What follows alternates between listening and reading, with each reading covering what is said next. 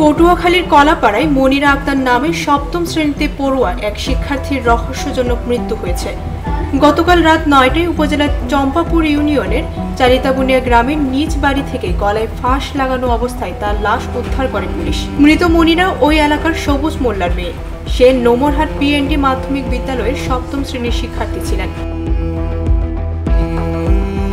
Police ও স্থানীয় সূত্রে জানা যায়, গতকাল দুপুরে মনিরাকে বাড়িতে রেখে তার মা বাবা পার্শ্ববর্তী গ্রামের নানা বাড়িতে যায়। পরে বিকেলে এক প্রতিবেশী নারী তাদের বাড়িতে গিয়ে মনিরাকে ওড়না দিয়ে ঘরের আড়ার সঙ্গে গলায় ফাঁস লাগানো অবস্থায় দেখতে পান। এ সময় তার ডাক চিৎকারে স্থানীয়রা ঘটনাস্থলে পৌঁছে পুলিশে খবর দেয়।